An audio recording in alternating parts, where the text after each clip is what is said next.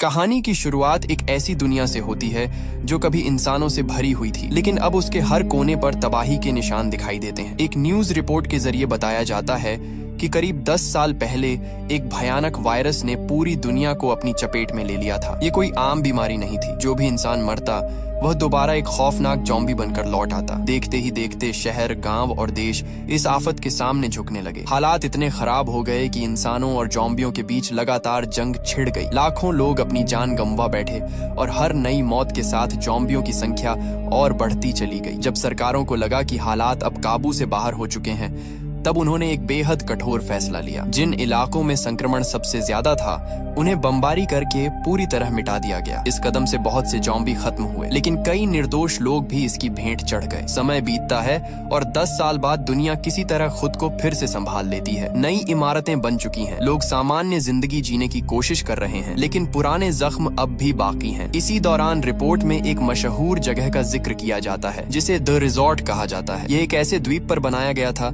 जहाँ अब भी ज़ॉम्बियों को जिंदा रखा गया था। हैरानी की बात यह थी कि यहाँ लोग छुट्टियां मनाने नहीं बल्कि ज़ॉम्बियों का शिकार करने आते थे। रिजॉर्ट चलाने वालों का दावा था कि जिन लोगों ने अपने परिवार या दोस्तों को इस महामारी में खोया है वे यहाँ आकर अपने गुस्से और दर्द को बाहर निकाल सकते हैं। इसी सोच के साथ ज़ॉम्बियों का शिकार एक तरह की थेरेपी बन चुका था और अमीर लोग इसके लिए भारी रकम खर्च करते थे। लेकिन रिपोर्ट का असली मकसद इस जगह की तारीफ करना नहीं था। सरकार को शक हो चुका था कि यही रिजॉर्ट भविष्य में एक नई मुसीबत की वजह बन सकता है। इसलिए फैसला लिया गया कि जिन द्वीपों पर ऐसे रिजॉर्ट मौजूद हैं उन्हें हमेशा के लिए खत्म कर दिया जाएगा। कहानी अतीत की तरफ मुड़ती है और हमारी मुलाकात आर्या नाम की एक युवती से होती है। आर्या की जिंदगी बाहर से सामान्य दिखाई देती है। कई साल गुजर जाने के बाद भी वह उस दिन को भूल नहीं पाई थी जब उसने अपनी आंखों के सामने अपने पिता को वायरस की चपेट में जाते देखा था। वही यादें बार बार उसके दिमाग में लौट आती थीं। इसी वजह से उसके दोस्तों ने उसे एक अलग सलाह दी। उनका मानना था कि शायद द रिजॉर्ट की यात्रा उसके लिए मददगार साबित हो सकती है। वहां जाकर वह उन ज़ॉम्बियों का सामना कर पाएगी जिनसे जुड़ी यादें उसे सालों से परेशान कर रही थीं। काफी सोचने के बाद आर्या इस सफर के लिए तैयार हो जाती है और अपने कुछ दोस्तों को भी साथ ले लेती है। द्वीप की ओर जाते समय उनकी मुलाकात 2 युवा लड़कों से होती है। दोनों वीडियो गेम खेलने के शौकीन थे और एक प्रतियोगिता जीतकर यहाँ तक पहुँचे थे। उनके लिए यह पूरा सफर किसी रोमांचक एडवेंचर से कम नहीं था। वे लगातार मजाक और उत्साह में डूबे रहते हैं, जबकि आर्या का ध्यान कहीं और ही भटका हुआ था। रास्ते में एक और लड़की सारा उनसे जुड़ती है। वह बताती है कि उसकी शादी होने वाली थी, लेकिन आखिरी समय पर उसका रिश्ता टूट गया। इस सदमे से बाहर निकलने के लिए उसने भी इस यात्रा को चुना था। धीरे धीरे यह अलग अलग परेशानियों से जूझ रहे लोगों का एक छोटा सा समूह बन जाता है जो एक ही जगह पर राहत तलाशने जा रहा था। कुछ देर बाद सभी लोग द्वीप पर बने आलीशान रिजॉर्ट में पहुंच जाते हैं। यहाँ हर चीज बेहद शानदार दिखाई देती है, लेकिन खिड़की से बाहर देखते हुए आर्या की नजर एक शरणार्थी बस्ती पर पड़ती है। वहाँ रहने वाले लोग अब भी पुराने संकट की कीमत चुका रहे थे।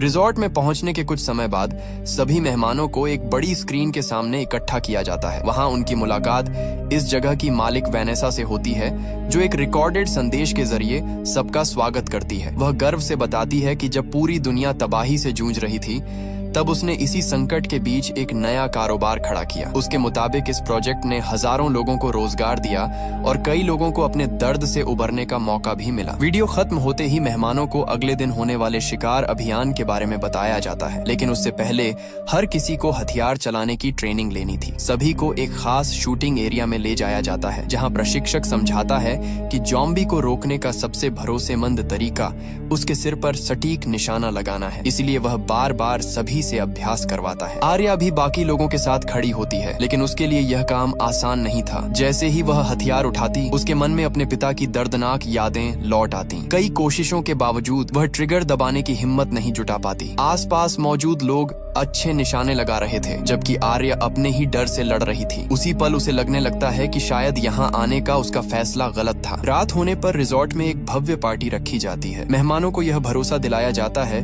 कि यहाँ की सुरक्षा अभेद्य है और किसी भी ज़ॉम्बी से उन्हें कोई खतरा नहीं है। अपनी बात साबित करने के लिए वैनेसा मंच पर एक जंजीरों से बंधे ज़ॉम्बी को भी लेकर आती है। वह बिना डरे उसके बिल्कुल करीब खड़ी हो जाती है और दावा करती है कि सब कुछ पूरी तरह नियंत्रण में है। उसकी बातों पर मौजूद लोग तालियां बजाने लगते हैं। लेकिन उसी दौरान भीड़ से दूर सारा चुपचाप एक अलग योजना पर काम कर रही थी। मौका मिलते ही वह रिजॉर्ट के कंट्रोल सेक्शन में घुस जाती है। वहाँ वह सिस्टम से कुछ गोपनीय फाइलें निकालने लगती है। सारा का मकसद सिर्फ छुट्टियां बिताना नहीं था, वह इस जगह से जुड़े ऐसे राज खोज रही थी जिनके सामने आने से पूरे रिजॉर्ट की सच्चाई दुनिया के सामने खुल सकती थी। सारा कंट्रोल सेक्शन के अंदर तेजी से अपना काम पूरा करने में लगी हुई थी। उसे यकीन था कि यहाँ छुपे दस्तावेज इस रिजॉर्ट की असली तस्वीर दुनिया को दिखा सकते हैं। कुछ ही मिनटों में वह जरूरी डेटा अपने डिवाइस में कॉपी कर लेती है और किसी की नजर पड़ने से पहले वहाँ से निकल जाती है। उसे लगता है कि उसका मिशन सफल हो गया है, लेकिन असल खतरा अब भी शुरू हुआ था। सारा को इस बात का बिल्कुल अंदाजा नहीं था कि जिस फाइल के जरिए सिस्टम में घुसपैठ की गई, उसके साथ एक खतरनाक वायरस भी अंदर पहुंच चुका है। धीरे धीरे रिजॉर्ट के कंप्यूटर नेटवर्क में गड़बड़ियां शुरू हो जाती हैं। कई कैमरे जवाब देने लगते हैं, सुरक्षा प्रोग्राम धीमे पड़ जाते हैं और कंट्रोल सिस्टम बार बार चेतावनी देने लगता है। इंजीनियर समस्या तो देख लेते हैं, लेकिन तुरंत किसी बड़े अधिकारी को खबर नहीं करते। रात बढ़ने के साथ हालात और बिगड़ते जाते हैं। तकनीकी टीम पूरी कोशिश करती है कि खराबी को छुपाकर खुद ही ठीक कर ले, क्योंकि उन्हें डर था कि सच सामने आने पर उनकी नौकरी खतरे में पड़ सकती है। घंटों मेहनत के बाद भी सिस्टम सामान्य नहीं हो पाता। उल्टा एक के बाद एक नई दिक्कत सामने आने लगती है और पूरा नेटवर्क अस्थिर होता चला जाता है। अगली सुबह मेहमानों को इन समस्याओं की कोई जानकारी नहीं होती। उनके लिए यह दिन एक रोमांचक अनुभव की शुरुआत जैसा था। आर्या, उसके दोस्त, दोनों गेमर लड़के और बाकी पर्यटक खास सफारी वाहनों में बैठकर सुरक्षित इलाके से बाहर निकलते हैं। वहाँ दूर दूर तक खुले मैदानों में ज़ॉम्बी घूमते दिखाई देते हैं। गाइड सभी को सख्त हिदायत देता है कि कोई भी वाहन से नीचे नहीं उतरेगा। इसके बाद शिकार का सिलसिला शुरू हो जाता है। कुछ लोग इसे खेल की तरह लेते हैं और लगातार निशाने लगाते हैं। दोनों गेमर तो सबसे ज्यादा उत्साहित दिखाई देते हैं, लेकिन जब आर्या की बारी आती है और वह दूर खड़े एक ज़ॉम्बी को निशाने में लेती है तो उसके हाथ रुक जाते हैं। उसे उस चेहरे में कोई राक्षस नहीं, बल्कि कभी जिंदा रहा एक इंसान दिखाई देता है। वह ट्रिगर नहीं दबा पाती और आखिरकार उसके पास खड़ा एक सुरक्षा कर्मी आगे बढ़कर उस ज़ॉम्बी को मार देता है। उस पल आर्या पहले से भी ज्यादा उलझन में पड़ जाती है। दिन खत्म होने के बाद सभी मेहमानों को एक सुरक्षित कैंप में लाया जाता है, जहाँ रात बिताने का इंतजाम किया गया था। पूरे इलाके को मजबूत बाड़ों और सुरक्षा इंतजामों से घेरा गया था ताकि कोई ज़ॉम्बी अंदर न आ सके। थोड़ी देर बाद लोग आग के आसपास बैठकर बातचीत करने लगते हैं। दिन भर का रोमांच उनके लिए किसी एडवेंचर जैसा था, लेकिन आर्या के मन में अब भी कई सवाल घूम रहे थे। बातों ही बातों में चर्चा ज़ॉम्बियों पर आ जाती है। आर्या स्वीकार करती है कि उसने हमेशा उनसे नफरत की है, फिर भी आज वह एक भी ज़ॉम्बी को गोली नहीं मार सकी। उसका कहना था कि हर ज़ॉम्बी कभी एक इंसान हुआ करता था और यही सोच उसे रोक देती है। बाकी लोग उसकी बात से सहमत नहीं होते। उनके लिए वे सिर्फ खतरनाक जीव थे जिनका खत्म होना ही बेहतर था। उसी दौरान सारा भी अपनी राय रखती है। वह कहती है कि इन ज़ॉम्बियों को सालों तक कैद में रखकर लोगों के मनोरंजन का साधन बना देना भी गलत है। दूसरी तरफ रिजॉर्ट के कंट्रोल सेंटर में हालात तेजी से बिगड़ रहे थे। इंजीनियरों को आखिर समझ आ जाता है कि समस्या मामूली नहीं है। सिस्टम का बड़ा हिस्सा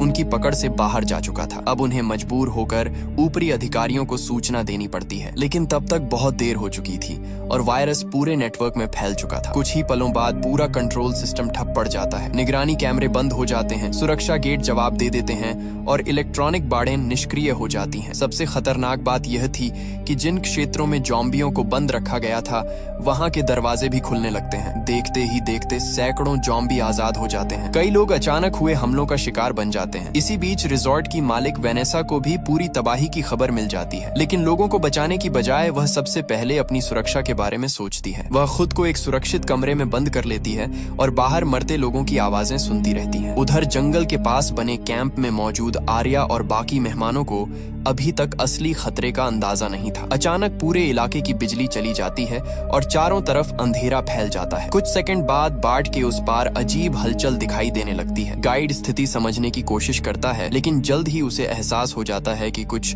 बहुत बड़ा गलत हो चुका है। अंधेरे में दर्जनों परछाइयां उनकी तरफ बढ़ने लगती हैं। जब रोशनी की आखिरी किरण उन चेहरों पर पड़ती है, तब सभी के होश उड़ जाते हैं। वे ज़ॉम्बी थे और उनकी संख्या उम्मीद से कहीं ज्यादा थी। गाइड तुरंत कंट्रोल सेंटर से संपर्क करने की कोशिश करता है, मगर सिस्टम कोई जवाब नहीं देता। तभी कंप्यूटर स्क्रीन पर एक आपातकालीन संदेश दिखाई देता है। सरकार ने ब्रिमस्टोन प्रोटोकॉल सक्रिय कर दिया था। इसका सीधा मतलब था कुछ घंटों के भीतर यहाँ बड़े पैमाने पर बमबारी होने वाली थी। ब्रिमस्टोन प्रोटोकॉल की खबर सुनते ही कैंप में मौजूद सभी लोगों के चेहरे उतर जाते हैं। उन्हें समझ आ जाता है कि सरकार अब इस द्वीप को बचाने नहीं बल्कि मिटाने वाली है। है। किसी के पास ज्यादा समय नहीं था। तभी ज़ॉम्बियों का झुंड सुरक्षा घेरे को तोड़कर उनकी तरफ बढ़ने लगता है। गाइड सबको पीछे हटने के लिए चिल्लाता है, लेकिन कुछ ही पलों में वह खुद हमले का शिकार हो जाता है। गाइड की मौत के बाद पूरा समूह बिखरने लगता है। आर्या, वीर, सारा, जैक और बाकी लोग किसी तरह सफारी ट्रक तक पहुंचते हैं, लेकिन जब इंजन चालू करने की कोशिश की जाती है तो पता चलता है कि ट्रक भी मुख्य सिस्टम से जुड़ा हुआ था। नेटवर्क फेल होने की वजह से वह पूरी तरह बेकार हो चुका था। अब उनके पास पैदल भागने के अलावा कोई रास्ता नहीं बचा। जंगल के बीच जान बचाने की यह दौड़ और भी खतरनाक हो जाती है। पीछे से लगातार ज़ॉम्बी उनका पीछा कर रहे थे। इसी अफरा तफरी में एक संक्रमित ज़ॉम्बी दोनों गेमर दोस्तों में से एक तक पहुंच जाता है। उसके कंधे पर गहरा काट लिया जाता है। सभी समझ जाते हैं कि अब उसे बचाना नामुमकिन है। उसका दोस्त यह सच स्वीकार नहीं कर पाता, लेकिन आखिरकार भारी दिल से उसे खुद ही गोली मारनी पड़ती है ताकि वह भी ज़ॉम्बी बनकर वापस न लौटे। काफी चर्चा के बाद फैसला लिया जाता है कि द्वीप के दूसरे किनारे तक पहुंचना होगा। वहां शायद कोई नाव मिल जाए जिससे बमबारी शुरू होने से पहले यहाँ से निकला जा सके। जंगल के रास्ते आगे बढ़ते हुए वीर के दिमाग में अचानक एक पुरानी बात घूमने लगती है। उसे याद आता है कि पिछली रात उसने सारा को उस जगह से निकलते देखा था जहां रिजॉर्ट का पूरा सिस्टम कंट्रोल किया जाता था। हालात को जोड़ते ही उसे शक हो जाता है कि इस तबाही के पीछे कहीं न कहीं उसका हाथ जरूर है। वह तुरंत सारा को रोकता है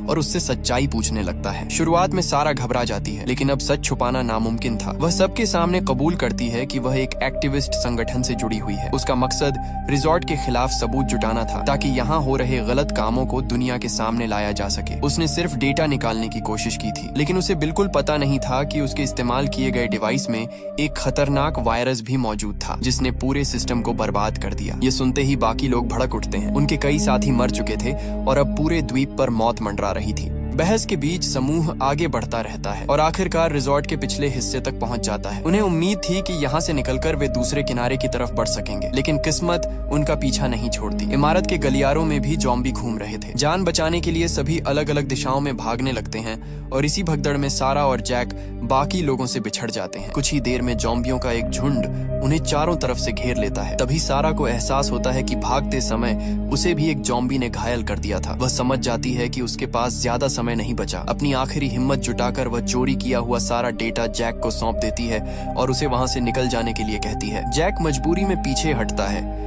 जबकि सारा खुद को ज़ॉम्बियों के सामने छोड़ देती है। कुछ ही पलों में उसका सफर वहीं खत्म हो जाता है। सारा की मौत के बाद जैक किसी तरह भागकर दोबारा आर्या और बाकी लोगों तक पहुंच जाता है। उसके चेहरे से साफ पता चल रहा था कि उसने अभी अभी अपने सामने एक साथी को खोया है, लेकिन दुख मनाने का समय किसी के पास नहीं था। ज़ॉम्बियों का झुंड लगातार उनके करीब आता जा रहा था, इसलिए सभी तुरंत वहां से निकलने लगते हैं। भागते भागते यह समूह एक सुनसान औद्योगिक इमारत के अंदर पहुंच जाता है। बाहर का रास्ता कुछ समय के लिए बंद करके वे राहत की सांस लेते हैं, लेकिन अंदर का नजारा देखकर सभी हैरान रह जाते हैं। वहां बड़ी संख्या में सूटकेस, पहचान पत्र और पुराने रिकॉर्ड बिखरे पड़े थे। जैक और आर्या उन फाइलों को ध्यान से देखते हैं। धीरे धीरे एक ऐसा सच सामने आता है जिसे सुनकर सबके होश उड़ जाते हैं। उन्हें पता चलता है कि होप फॉर लाइफ नाम की संस्था, जिसे लोग गरीबों की मदद करने वाली चैरिटी समझते थे, असल में रिजॉर्ट के लिए लोगों की सप्लाई कर रही थी। बेघर और मजबूर लोगों को यहाँ लाया जाता था, फिर उन्हें वायरस से संक्रमित करके ज़ॉम्बी बना दिया जाता था। इस खुलासे के बाद आर्या को समझ आता है कि द्वीप पर मौजूद ज्यादातर ज़ॉम्बी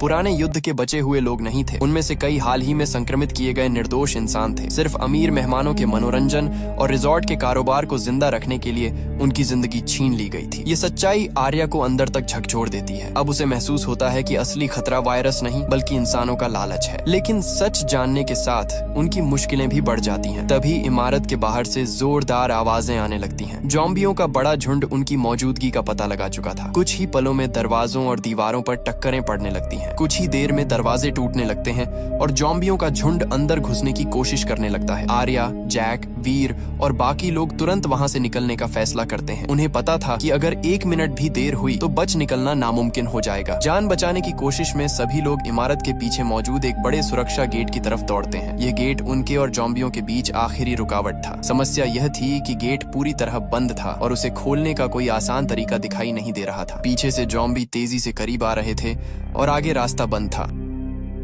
हर किसी के चेहरे पर डर साफ दिखाई देने लगा। इसी दौरान आर्या का मंगेतर रोहन, जो अब तक खुद को बहादुर दिखाने की कोशिश कर रहा था, अपना असली रंग दिखा देता है। जैसे ही उसे अपनी जान पर खतरा महसूस होता है, वह सिर्फ खुद को बचाने के बारे में सोचने लगता है। मौका मिलते ही वह ऊपर चढ़कर दूसरी तरफ निकल जाता है और आर्या को पीछे छोड़ देता है। जिस इंसान पर आर्या सबसे ज्यादा भरोसा करती थी, वही मुश्किल वक्त में उसे अकेला छोड़ चुका था। लेकिन उसी समय वीर आगे आता है। वह जानता था कि अगर कोई पीछे नहीं रुका तो बाकी लोग बच नहीं पाएंगे, इसलिए वह खुद ज़ॉम्बियों का सामना करने का फैसला करता है। अपनी बंदूक से लगातार फायर करते हुए वह झुंड को रोकने की कोशिश करता है ताकि बाकी लोग सुरक्षित जगह तक पहुंच सकें। वीर काफी देर तक लड़ता रहता है, लेकिन आखिरकार उसकी गोलियां खत्म होने लगती हैं। कुछ ही पलों बाद हथियार पूरी तरह खाली हो जाता है, फिर भी वह पीछे नहीं हटता। देखते ही देखते दर्जनों ज़ॉम्बी उस पर टूट पड़ते हैं। वीर की बहादुरी बाकी लोगों को बचा लेती है, लेकिन उसकी अपनी कहानी वहीं खत्म हो जाती है। आर्या उसकी कुर्बानी अपनी आंखों से देखती है और भारी दिल के साथ आगे बढ़ने पर मजबूर हो जाती है। कुछ दूर जाने के बाद आर्या की नजर रोहन पर पड़ती है, लेकिन इस बार हालात बदल चुके थे। कई ज़ॉम्बी उस पर हमला कर चुके थे और वह बुरी तरह घायल हो चुका था। अब वही अपनी आखिरी सांसों के करीब खड़ा था। आर्या उसके पास पहुंचती है